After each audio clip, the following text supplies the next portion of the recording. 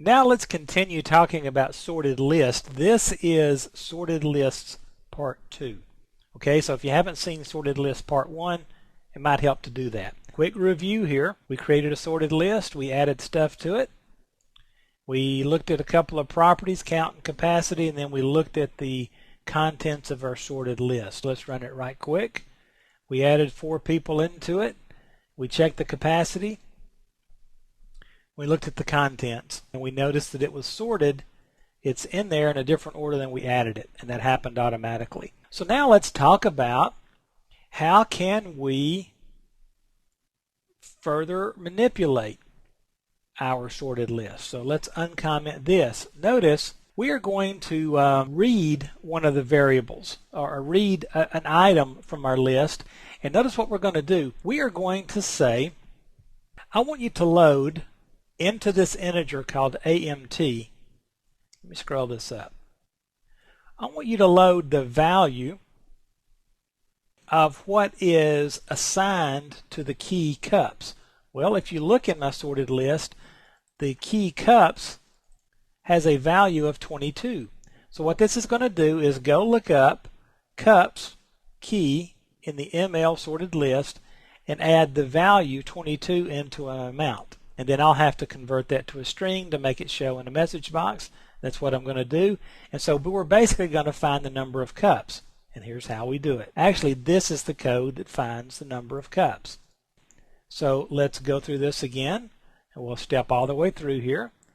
We're going to add everybody up, and we're going to check our count and capacity.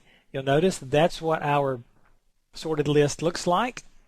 And so now the number of cups is 22, because notice right here we loaded the value for the key cups into an amount and then just displayed it in a message box, and so it read 22. That's one of the strengths of this whole key value pair. It's very easy to look things up and add things and find them and all that sort of thing.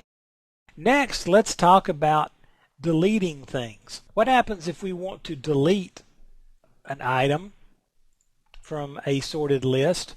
There's a remove method.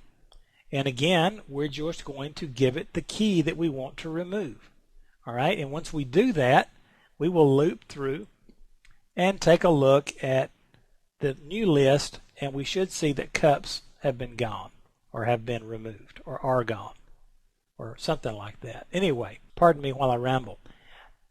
So we started at the top. We inserted 4 items. We counted them. There was 6. There was our sorted list. Then we checked for the number of cups. Then we removed cups. Right here we called remove cups.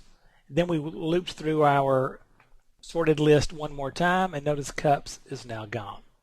But they're still in alphabetical order. Okay, so anyway, that's a lot of stuff going on there, and I know I'm kind of clicking and running through this, but all this code, you're going to have it, and I would strongly suggest you just go through this, play with this, make sure it makes sense to you, and then think of those times when you need to get your hands on a lot of data and manipulate it in a certain way when a sorted list would take care of that for you. So that's the end of sorted lists part 2.